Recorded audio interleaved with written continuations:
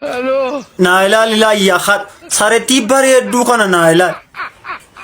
qobgote ya khat utuni lalin dudda duban fute irra kesse ija sarra kesse ya khat naila li on targeti da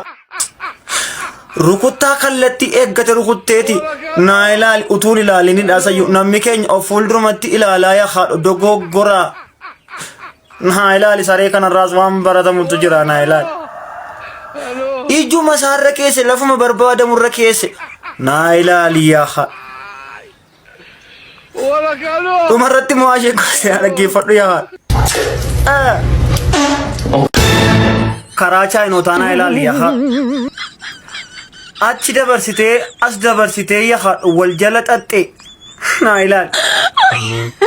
qilleensa irratti jaartee naa ilaali yaa naa ilaali kottu gaa goda keenya naa ilaali asii gadi dhiibuu yaa asii gadi deemuu dida irraan gadi gaffa'utti jira naa ilaali maali yaa arkanuun dadhabdee miilaan immoo gaffaata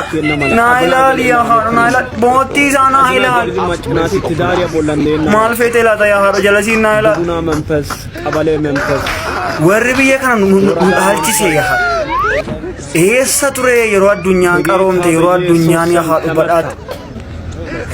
wanti nuti maqaa gaarii qabnu yaa baay'ina uummata keenyaati yaa isaanis umatti gattaanii macca ootti asa kenna mala aznaa galee laametan afaan qabdi yaa naa ilaali afaan qabdi arrammoo achi as galagaltee qorqaa jirti naa ilaali cicciniinuutti jirti naa ilaali hin bulleessitee fi naa ilaali yaa isa yeroo koreedariidhaaf gamoo diigaa turre yaadadhe wanta ta'a turre sana yaa naa ilaali nun ijaarumni diiguun humtuu yeroo ammame akka nutti fudhataa ture yaadadhe naa ilaali hin daaftee fi naa ilaali yakhaadho kootu gaa warra akka keenya duubatti hafe moo naa ilaali yakhaadho naa ilaali gama goranii gamana goranii yakhaadho tumaayiru naa ilaali hin dhukkuba maaloo eeggadhaa maaloo hin dhukkubsitu naa ilaali wal eeggadhaa ka yakhaadho wal waan biraan mim yakhaadho ani naaffaama kanaadhaan kan rifeensa koo narraa fixe naa ilaali luqa miskiina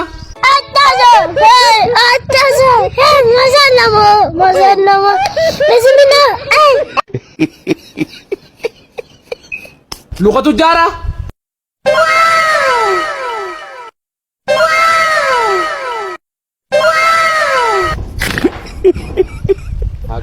nyaata saree faranjii